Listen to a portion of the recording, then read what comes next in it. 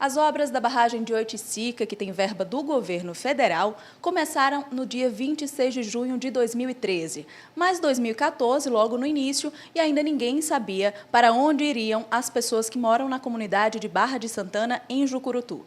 Sobre esse assunto, eu converso com o deputado estadual Fernando Mineiro, que participou da reunião que discutiu esse assunto nessa quarta-feira.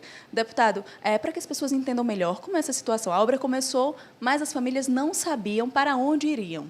Exato, a obra começou em junho do ano passado, já está bastante avançada, cumprindo o calendário, é uma obra importante, não só para o Seridó, mas para o Rio Grande do Norte, a obra de 240 milhões de reais, 220 milhões é do governo federal. O governo federal repassou o gerenciamento da obra para o governo do Estado.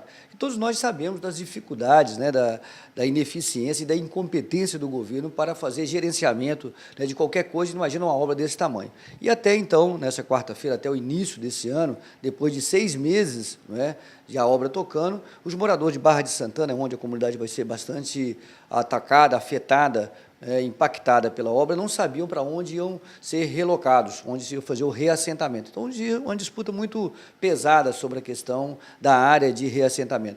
Os moradores, então, ocuparam os canteiros da empresa, né, que faz a barragem Oiticica, ficaram 3 dias lá, e, através da intermediação da Igreja Católica, dos movimentos sociais, ontem, nessa quarta-feira, a governadora esteve na região e conseguiu fazer um diálogo, e apresentou um calendário. Então, o que ficou definido? O governo do Estado se comprometeu que, até março, vai apresentar as definições das indenizações, que é um outro problema também, né, porque tem cerca de 1.000 pessoas que moram, que serão afetadas pelas obras, então eles precisam ser indenizadas. Então vai apresentar um calendário, vai começar a discutir os processos de indenização.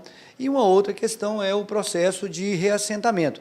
Os moradores têm um local, apresentaram o local, o governo aceitou a sugestão dos moradores do local e vai, então, fazer todo o trabalho, fazer um monitoramento, apresentar o projeto, e foi formada uma comissão para acompanhar. Então, agora é acompanhar, manter a mobilização, acompanhar para cumprir o que foi acertado ontem.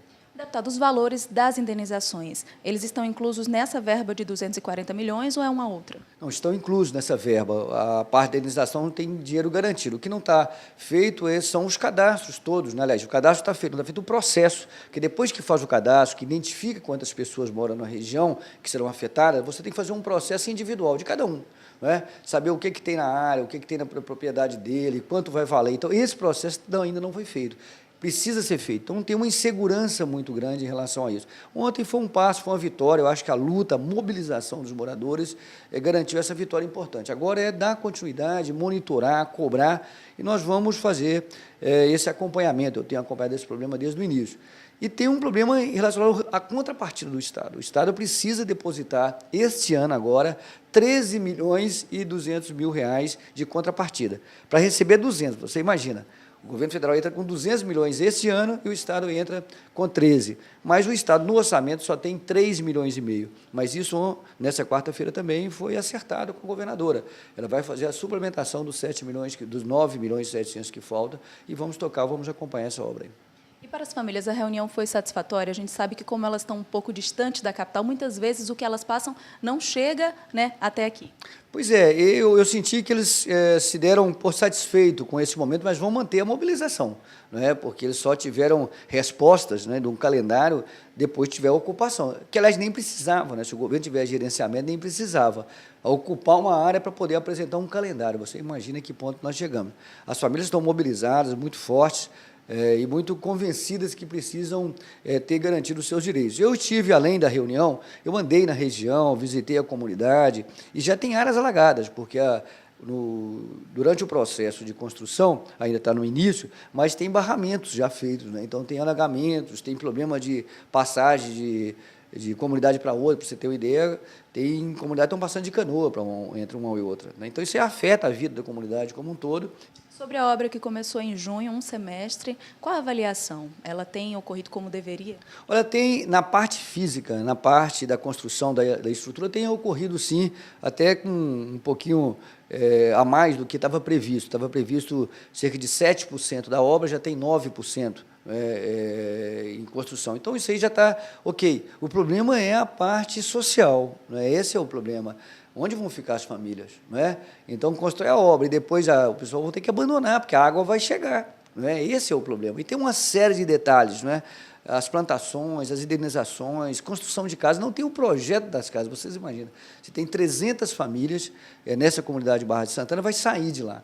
E não tem o projeto ainda, não tem nem o local. Ontem que foi definido que vamos conversar sobre o local para relocar as pessoas, reassentar as pessoas. Então, imagina a situação que essas famílias, o desespero dessa situação dessas famílias que estavam até ontem. A previsão de conclusão da obra? Junho do ano que vem. A obra está prevista de construir de junho do ano que vem, essa obra da barragem.